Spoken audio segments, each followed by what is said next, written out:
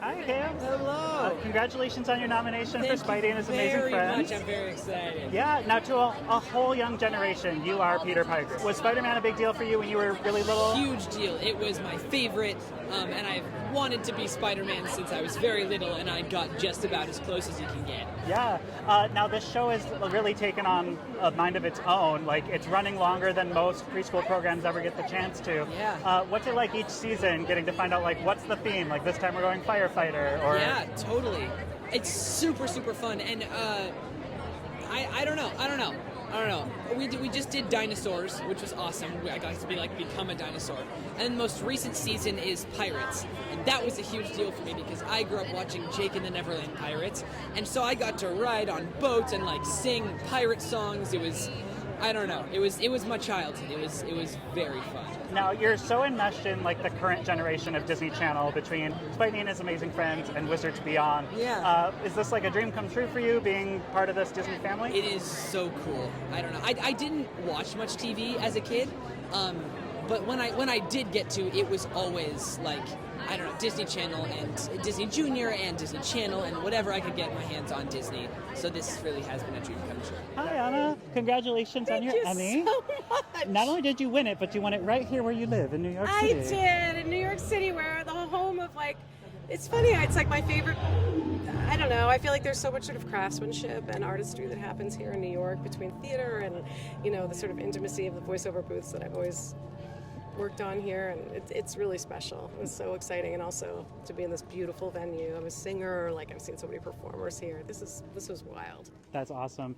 Now, what do you think it was about this role of Crabitha on RoboGobo that Crabitha. really caught the attention of the Emmy voters? I have no idea. She's a very, honestly, I've been waiting my whole life to play this to be the right age for this kind of character. She's sort of an entitled, hilarious, giant beast of a crab. So I think there's just something very sassy and brassy and kind of one of those satisfying, I'm actually in middle age and it's fun to sort of play her that way. So I think too I don't know, it's fun. It's just, she's very silly and her music is fantastic. So That's awesome. Yeah. In addition to doing everything that you've been doing your whole career, you also have this really fun alter ego persona. Oh, Miss September L. Davis? Yes. I was wondering if you can talk a little bit about hard launching her into the world.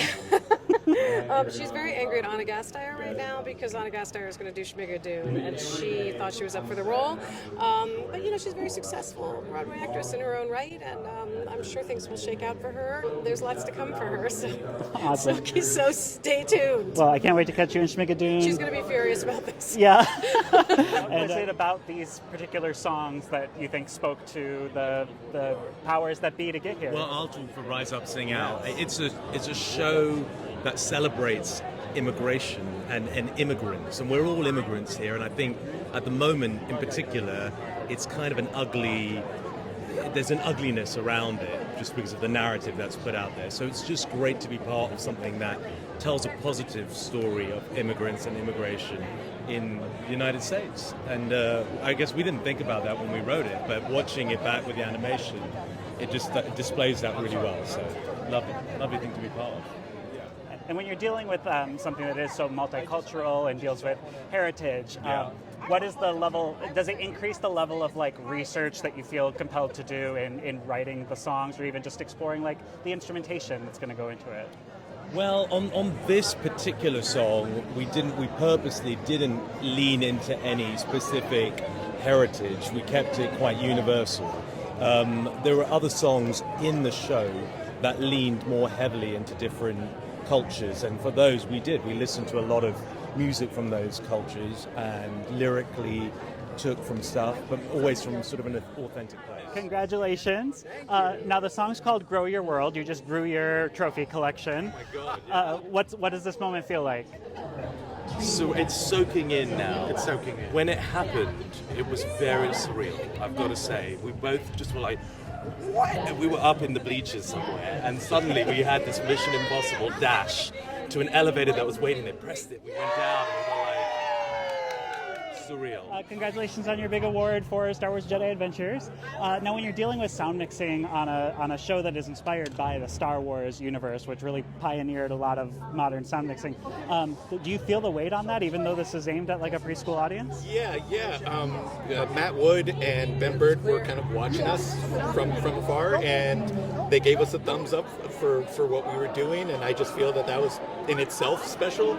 I've said it before that these are iconic sounds in an iconic world with iconic characters, and we just wanted to do our best to kind of like enhance them as much as possible, especially with animation since there's no sound.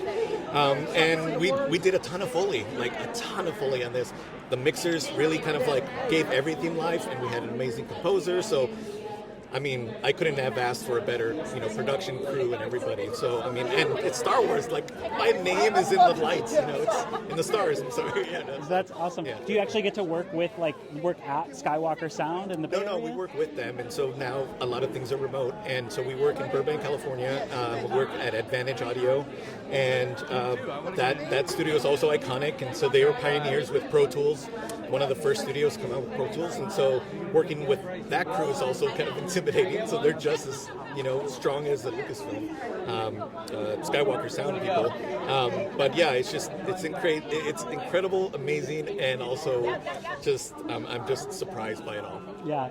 Does your love of Star Wars go back to when you were about the age that kids are starting to experience it through Young Jedi Adventures? Yeah. So I have older brothers, and my older brothers kind of like showed them to me, and I was kind of barely getting it.